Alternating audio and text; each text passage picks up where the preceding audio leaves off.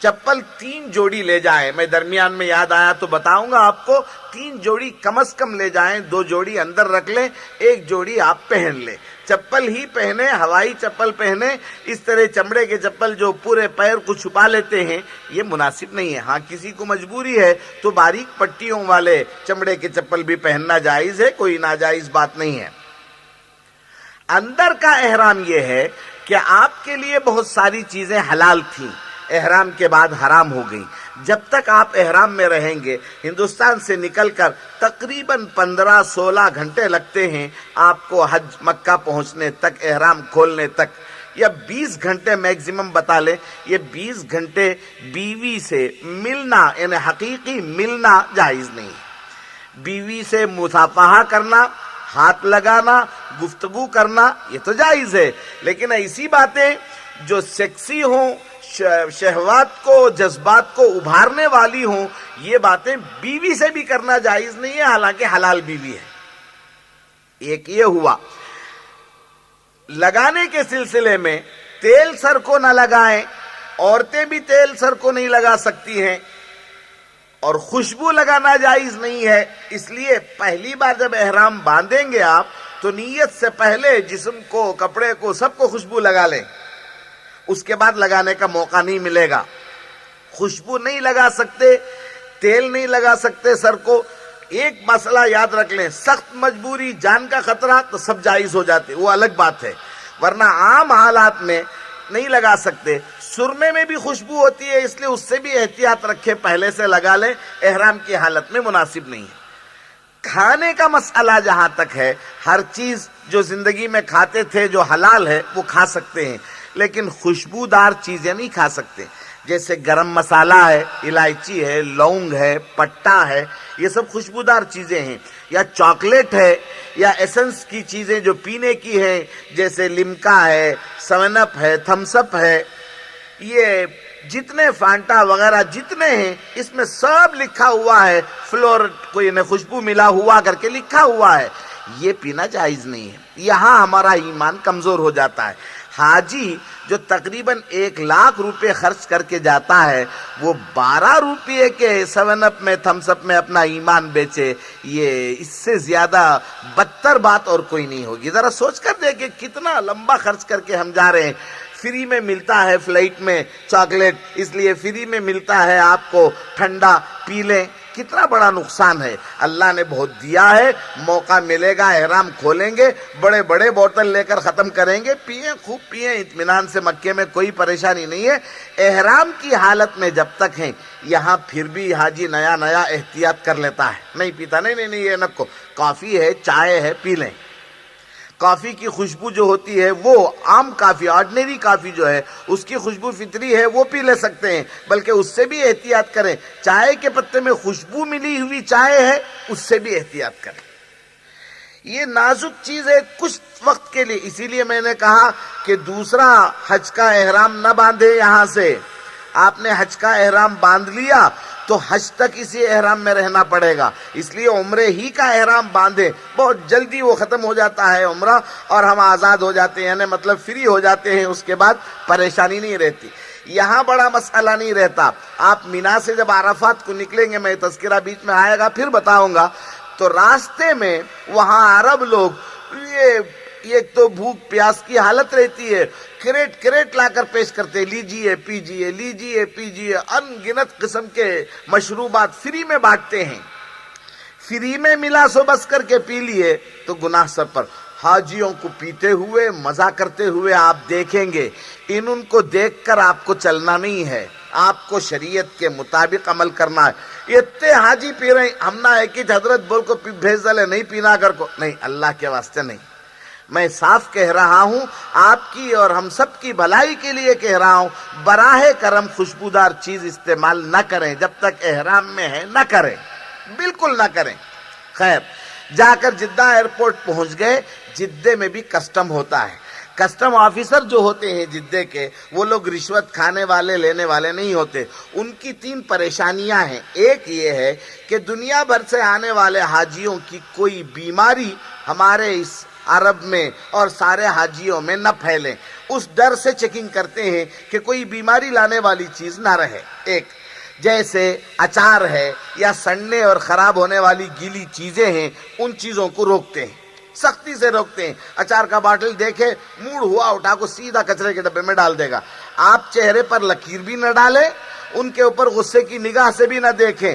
وہ custom officer اپنے اس ایریے میں بادشاہ ہوتا ہے، سیدھا قید بھی کر دے سکتا ہے، سیدھے واپس بھی بھیج سکتا ہے آپ کو. بالکل محتاط رہیں، مسکراتے ہوئے رہیں، اور سامان کھول کر بتانے میں ذرا بھی سستی کرے تو ان کو خامخواہ شک ہو جاتا ہے کیا کی ہے، اس لیے انہیں کھولنا نہیں چاہ رہا.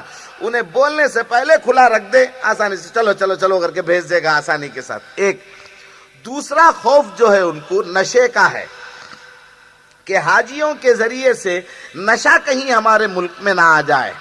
آپ یقین نہیں کریں گے، ہم نے دیکھا ہے، سنا ہے، آنکھوں سے دیکھا ہے، کلام پاک کو کاٹ کر اندر افیم اور گانجا رکھ کر لے جاتے ہوئے بھی دیکھا گیا ہے. کلام پاک کو کاٹ کر، بیچ میں گول کاٹ کر نکال کر قرآن کو اندر افیم گانجا بھر کر لے جاتے ہوئے دیکھا گیا ہے. اس لیے ہر کتاب کو چیک کریں گے وہ لوگ، اس نیت سے بھی، اور ایک مقصد بھی ہے کہ غلط لٹریچر نہ آ جائے عرب میں، اس لیے بھی چیک کرتے ہیں. کوئی کتاب آپ کے نزدیک بڑی اچھی ہوگی، ان کے نزدیک ناپسندیدہ اٹھا کر رکھ دیں گے. وہ ان کو شوق نہیں آپ کی چیز اٹھانے کا. نشے کی بات جہاں تک آتی ہے تو کبھی موڈ میں آتے ہیں تو کسٹم آفیسر سارے سگریٹ کے پیکٹ توڑ کر پھینک دیں گے. آپ افسوس کرتے رہ جائیں، براہ کرم لڑنے نہ کھڑے ہو جائیں. پان پراگ، کچا پان، سپاری، کوٹا ہوا پان، پان مسالہ، اور خصوصیت سے خشخش، کھجور وغیرہ تلے ہوئے کھجور لے کر جاتے ہیں یہاں سے، اس میں خشخش لگا ہوا ہوتا ہے. خشخش سے افیم بنتا ہے کر کے ایک روایت ہے، اللہ بہتر جانتا ہے، ہمیں نہیں معلوم.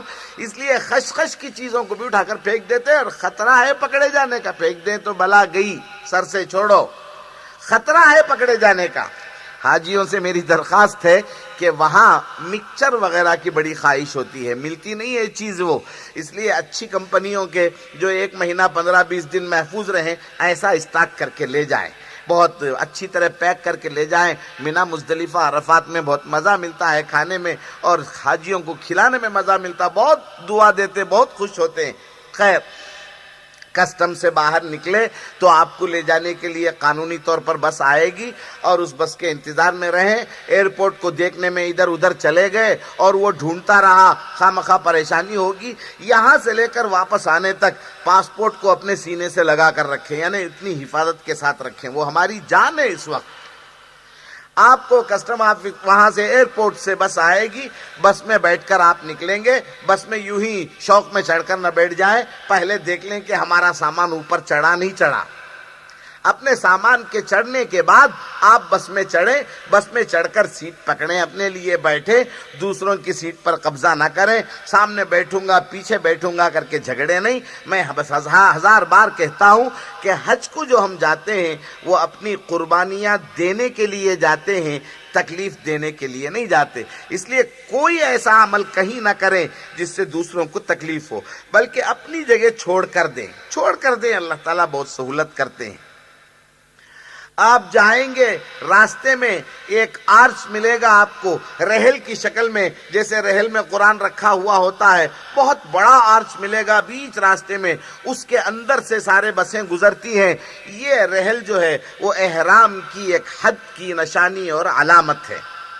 یہاں سے حرم کی حد اور نشانی کی علامت ہے، یہاں سے حرم شروع ہوتا ہے. آپ جب حرم شروع ہوگا تو وہاں ایک مرتبہ پھر دعا کر لیں، یا اللہ میں جا رہا ہوں تیرے دربار میں حاضر ہو رہا ہوں، میرے گناہوں کو معاف فرما. دعاؤں کا اسٹاک لے جائیں. اللہ سے چپل کی پٹی سے لے کر کھرب تک پیسے بھی مانگیں، گھر مانگیں، نیک اولاد مانگیں، ہر چیز مانگیں اللہ سے، دنیا بھی آخرت بھی، آقا کی شفاعت و سفارش بھی، سب مانگیں اللہ سے. دعائیں مانگنے کا راستہ ہے یہ. آپ چلتے ہوئے جائیں گے، راستے میں آپ کو زمزم کا ایک باٹل دیا جائے گا سفر کے لیے، بڑی حفاظت سے رکھ لیں. ایسا نہیں، وہاں جہاں جا رہے ہیں وہاں تو زمزم کا کنواں ہے، اس کی حفاظت کیا کرنا ہے، پی کر ختم کریں. آپ صلی اللہ علیہ وسلم نے فرمایا میں نے سنا ہے بزرگوں سے کہ جس کے دل میں ایمان برابر نہیں رہتا، منافق قسم کا آدمی ہوتا ہے، اسے زمزم پینے دل نہیں آتا، ورنہ ایمان والا تو پیٹ پھٹے جیسا زمزم پیتا ہے۔ خوب پیے زمزم۔ زمزم کا ٹیسٹ میٹھا تو نہیں ہے لیکن کھارا نہیں ہے، وہ درمیانی قسم کا ٹیسٹ ہے، 1000 بیماریوں کا علاج ہے۔ زمزم لما شرب لہ، آقا نے فرمایا زمزم جس مقصد سے پیئیں گے وہ مقصد پورا ہوگا، جس ارادے سے پیو گے وہ ارادہ پورا ہوگا۔ زمزم پیو تو ہاتھ اٹھاؤ اللہ کے دربار میں کہ یا اللہ میں نے زمزم پیا ہے، یہ قبول فرما، یہ قبول فرما۔ پی لیں زمزم۔ آپ جا کر آپ کی بس معلم کے آفس جہاں ہے، یہاں جہاں آپ کو ٹھہرنا ہے وہاں پہنچے گی۔ وہاں پہنچنے کے بعد سب سے پہلے یہ کریں کہ اپنے سامان کو دیکھیں، گھر والے ساتھ ہیں تو سامان ان کے حوالے کر کے سامان نیچے رکھ کر ان کو وہیں کھڑا کر کے کمرے کو جائیں، وہاں لسٹ لگی ہوگی، آپ کا نام فلاں نام ہے، آپ فلاں کمرے میں فلاں نمبر پر ہیں، وہاں جائیں، اپنی جگہ جو بستر کی ہے اس جگہ بستر لگائیں۔ میں عام حج کے سفر کی بات بول رہا ہوں، عمرہ صرف رمضان وغیرہ میں جو جاتے ہیں وہ خود بک کر لیتے ہیں، ان کا کوئی مسئلہ نہیں ہوتا۔ حاجیوں کا مسئلہ میں بتا رہا ہوں، وہ بھی حج کمیٹی سے جانے والوں کا، ٹور سے جانے والوں کی بات الگ ہے۔ بہرحال ہر حالت میں حاجی کے لیے ایک جگہ دی جاتی ہے، اس سے زیادہ جگہ آپ قبضہ کریں، سامان دوسروں کی جگہ میں رکھ دیں، سامان راستے میں رکھ دیں، یہ سب کو تکلیف دینے والی بات ہے۔ کوئی ایسا کام نہ کریں جس سے تکلیف ہو۔ ولا جدال فی الحج، اللہ نے کہا ہے حج میں جھگڑا نہ ہو۔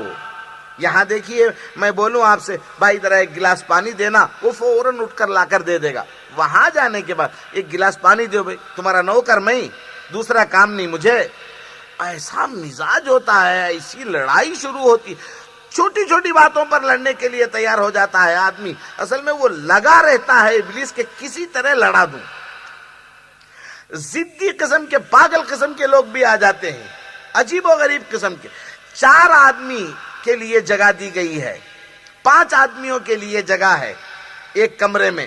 میں نے سنا ایسا ہوا، ایک مرد بیچارہ کنارے سو گیا، اب اس کے بعد جوڑا ہے تو مرد اس کے بازو سو گیا، بیوی کو اپنے بازو سلا لیا، 5ویں بیوی درمیان میں ہے۔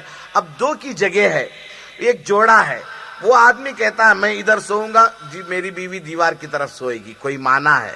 یعنی وہ آدمی 2 عورتوں کے بیچ میں سونا چاہتا ہے۔ قانوناً یہ ہونا چاہیے کہ خود دیوار سے لگ جائے اور 2 عورتوں کو ملا کر چھوڑ دے۔ اتنا ایمان نہیں ہے لوگوں کے پاس، خواہ ضد کرتے ہیں۔ بہرحال اپنا کمرہ پہنچ گئے، کمرہ پہنچنے کے بعد سامان وغیرہ رکھیں، وضو کر لیں، طہارت استنجا وغیرہ سے فارغ ہو کر وضو کر لیں۔ حرم کے پاس وضو کرنے کے لیے جگہ ہے لیکن نیا پریشانی ہوگی، یہیں سے وضو کر کے پاک و صاف ہو کر آپ نکلیں گے۔ کبھی معلم کا آدمی ساتھ ہوتا ہے، کبھی نہیں ہوتا، ضرورت نہیں ہے۔ ہر راستہ حرم کی طرف جاتا ہے، کہیں بھی راستہ پوچھو لوگ بولیں گے حرم کدھر بھی جاؤ حرم مل جائے گا تمہیں، ہر راستہ پہنچا دے گا حرم کے پاس۔ حرم کے پاس مختلف دروازے ہیں، مستحب دروازہ بھی ہے لیکن اس کے لیے کبھی کبھار 3-3 4-4 کلومیٹر لمبا سفر کرنا پڑتا ہے، اس لیے پہلی بار میں جو دروازہ آپ کے سامنے ہو اسی دروازے سے داخل ہو۔ اب پہلی بار حرم میں داخل ہو رہے ہیں، اللہم افتح لی ابواب رحمتک بولے۔ جو عورتیں ناپاک ہیں وہ کمرے میں رہیں گی، احرام کے ساتھ رہیں گی، اپنے چہرے پر کپڑا نہیں ڈالیں گی۔ رات کو سوتے ہوئے چادر حاجی اوڑھ سکتا ہے لیکن کمر تک اوڑھ سکتا ہے، سینے تک اوڑھ سکتا ہے، چہرے پر چادر اوڑھ نہیں سکتا، سر پر چادر اوڑھ نہیں سکتا۔ نیند میں کھینچ لیا چادر الگ بات ہے، اللہ معاف کرنے والے، اس پر بھی احتیاط کریں۔ احتیاط ایسا ہے کہ چادر حج کے موسم میں، عمرے میں تو سونے کا وقت آتا نہیں عام طور پر، حج میں چادر سی کر اتنی چھوٹی کر دیں کہ سینے سے اوپر آئے تو پیر کھل جائے۔ اتنی چھوٹی چادر ہوگی تو عام طور پر چہرے کی طرف نہیں آئے گی چادر، نیند میں بھی نہیں آنا چاہیے، اس کا احتیاط کریں۔ موسم آج کل چونکہ سردی کا ہے اس لیے چادر اوڑھنے کی خواہش زیادہ ہوتی ہے۔ خیر، آپ وضو وغیرہ سے فارغ ہو کر نکل رہے ہیں، حرم پاک میں داخل ہو رہے ہیں، پہلی بار اللہ کے دربار میں حاضری ہو رہی ہے۔ جس دروازے سے بھی داخل ہوں سیدھے کعبے پر نظر پڑتی ہے۔ حرم کو ایسا بنایا گیا ہے آپ جس دروازے سے بھی داخل ہوں گے سیدھے کعبے پر نظر پڑے گی۔ لکھا ہے کتابوں میں کہ کعبے پر جب پہلی نظر پڑتی ہے تو ایک دعا بس ضرور قبول ہوتی ہے اور وہ پہلی دعا ہے. کیا مانگے؟ یا اللہ بیٹا دے، بات ختم ہو گئی. یا اللہ بیوی دے، بات ختم ہو گئی. یا اللہ 10 لاکھ دے، بات ختم ہو گئی. ایسی ایک دعا مانگو جو لاکھ دعا کے برابر ہو. حضرت امام ابو حنیفہ سے روایت ہے کہ وہ جب داخل ہوئے تو کعبے پر نظر پڑتے ہی انہوں نے کہا یا اللہ حرم میں جو بھی دعا مانگوں اسے قبول فرما. اب اس کے بعد جو بھی دعا مانگیں گے حرم کے اندر وہ سب قبول ہو جائیں گی دعائیں. نظر پڑی، آپ نے یہ دعا پڑھ لی، اس کے بعد ذرا سا ہٹ گئے. راستہ ہوتا ہے وہ لوگوں کو تکلیف نہ ہو اس لیے ذرا ہٹ کر کھڑے ہو کر تھوڑی دیر دعا مانگ. وہ بولے گا معلم کا آدمی چلو چلو چلو جلدی چلو جلدی چلو، لیکن آپ ذرا مانگ لیں، مانگنے کا وقت ہے، اس میں کیا کنجوسی کرنا ہے. دعا مانگ لیں. آپ جا رہے ہیں کعبے کے پاس، کعبے کے قریب جا رہے ہیں، اس وقت تک یعنی اس شہر سے اپنے شہر سے نکل کر کعبے کے قریب پہنچنے تک آپ لبیک پڑھتے رہیں گے. پہنچنے کے بعد آپ کے لبیک پڑھنے کا کام ختم ہو جائے گا. کعبے کے 4 کونے ہیں، اس میں سے ایک کونا ہے حجر اسود کا. آپ کو معلوم ہو جائے گا ایک دیوار پر دروازہ ہے، کعبے کی ایک دیوار پر دروازہ ہے اور دروازہ سینٹر میں نہیں ہے، ایک کونے کی طرف لگا ہوا ہے. جس کونے سے کعبے کا دروازہ لگا ہوا ہے وہی کونا حجر اسود ہے. حجر اسود کے کونے سے ایک لال پٹی نکلتی ہے اور حرم جہاں تک پھیلتا ہے اور صحن جہاں تک پھیلا ہے بلکہ صحن کے ادھر بھی وہ پٹی چلی جاتی ہے. حجر اسود کو بوسہ دے کر طواف شروع کرنا چاہیے. عمرے کے 2 کام ہیں، ایک طواف ایک سعی. یہ 2 کام کر دیے، حلق کر لیے، آپ کا عمرہ ختم ہو گیا. چھوٹا سا عمل ہے، کوئی بڑا کام نہیں ہے. عمرے کا کام کیا ہے؟ ایک طواف ہے، ایک سعی ہے اور ایک حلق ہے. یہ 3 کام کر دیے تو عمرہ ختم ہو جائے گا. طواف کیسا شروع کریں گے؟ آپ حجر اسود کو بوسہ دیں گے. حجر اسود کو بوسہ دینا کھیل مذاق نہیں ہے. حجر اسود کے پاس اتنا ازدحام ہوتا ہے، رش اور کراؤڈ ہوتا ہے کہ آدمی گھس نہیں سکتا. گھسے گا ہڈی پسلی توڑ لیا، پہلی بار پورے پیسے خالی کر کے آدمی آتا ہے واپس. اور اس کے علاوہ حجر اسود کو بوسہ دینے کے لیے کم از کم 4-6 مردوں اور عورتوں کو کچلنا پڑتا ہے، ان کے پیروں پر پیر رکھنا پڑتا ہے، ان کو دھکے دینے پڑتے ہیں، تکلیف دینی پڑتی ہے. حجر اسود کو بوسہ دینا سنت ہے اور واقعی فضیلت کا کام ہے، ثواب کا کام ہے، لیکن یہ تکلیف دینا اس سے بڑا گناہ ہے. تو چھوٹی نیکی کے لیے بڑا گناہ مول لینا پڑتا ہے. بالکل ایسے جیسے کوئی آدمی ہمارے ملک میں پاجامہ نکال کر امامہ باندھ لے تو اسے کیا بولیں گے؟ امامہ سنت ہے لیکن صدر کو چھپانا اور اپنے جسم کے نچلے حصے کو چھپانا فرض ہے. فرض کو چھوڑ کر سنت ادا کیا بولیں گے؟ ایسا گناہ ہوگا. حجر اسود کے بارے میں حدیث میں ہے کہ جو اسے چومتا ہے وہ اس کے گناہوں کو چوس لیتا ہے، اسے ہاتھ لگاتا ہے تو ہاتھ کے گناہوں کو کھینچ لیتا ہے. حجر اسود کو بوسہ دینا نہ ہو، ہاتھ لگانے کا موقع نہ ہو تو کتابوں میں لکھا ہے کہ چھڑی کو لگا دے ذرا دور سے حجر اسود کو اور چھڑی کو چوم لے، تب بھی حجر اسود کو چومنا ہی کہتے ہیں. اتنا بھی موقع نہیں ہوا، دور سے آپ نے حجر اسود کو ہاتھ دکھا دیا اور اپنے ہاتھوں کو چوم لیا تو یقین کریں آپ نے حجر اسود کو چوما ہے. اس پر بھی آپ کے گناہ وہ چوسے گا، اس پر بھی آپ کا عمل پورا ہو جائے گا. آپ سے حاجی پوچھیں گے لوگ آپ نے حجر اسود کو بوسہ دیا؟ آپ کہیں 1000 کئی بار بوسہ دیا. صاحب بولے کئی بار دیا بول دیں، بغیر قریب گئے میں نے بہت مرتبہ بوسہ دیا ہے. یہی ثواب ہے. تو ایک پٹی جو جاتی ہے وہاں اس پٹی کو ایک نگاہ دیکھیں، لوگ وہاں کھڑے ہو کر استلام کرتے ہوئے نظر آئیں گے. استلام کہتے ہیں حجر اسود کی طرف ہاتھ اٹھا کر اپنے ہاتھوں کو بوسہ دینا. حجر اسود تقریباً 4.5 فٹ 4 فٹ اونچائی پر ہے، زمین سے 4-4.5 فٹ اونچائی پر ہے. آپ کو لوگ دکھائی دیں گے کہ وہ 8 فٹ اونچا ہاتھ اٹھا رہے ہوں گے، اپنے گردن کے اوپر سیدھے دونوں ہاتھ اوپر اٹھا کر استلام کرتے ہوئے نظر آئیں گے. براہ کرم وہ یہ چاہتے ہیں کہ لوگوں کی پیٹھ بیچ میں روک لے گی اور ریز نہیں جائیں گے، شعاعیں یہاں سے میرے ہاتھ سے حجر اسود تک نہیں جائیں گی، اس لیے اوپر سے ڈائریکٹ حجر اسود کو بوسہ دینا ہے. یہ سوچیں گے لوگ، ہرگز ہاتھ نہ اٹھائیں، اپنے سینے تک ہاتھ اٹھا کر حجر اسود کو دکھا دیں اور اپنے ہاتھوں کو بوسہ دے لیں. کیا بولنا ہے؟ طواف سے پہلے یہ نیت کرے یا اللہ میں عمرے کا طواف کرتا ہوں، 7 चक्करों से, 7 चक्करों का तवाफ है, 7 चक्करों से तवाफ करता हूं, इसे कबूल फरमा, आसान फरमा। आप तवाफ उल्टा कर ही नहीं सकते, पूरी पब्लिक एक तरफ घूम रही होती है, यकीनन उधर ही तवाफ करना होगा। फिर भी मैं बता देता हूं, आप तवाफ ऐसे करेंगे कि आपका बायां कंधा काबे की तरफ होगा, पूरे चक्कर में बाएं तरफ ही होगा आपके काबा, ऐसे ही तवाफ करेंगे।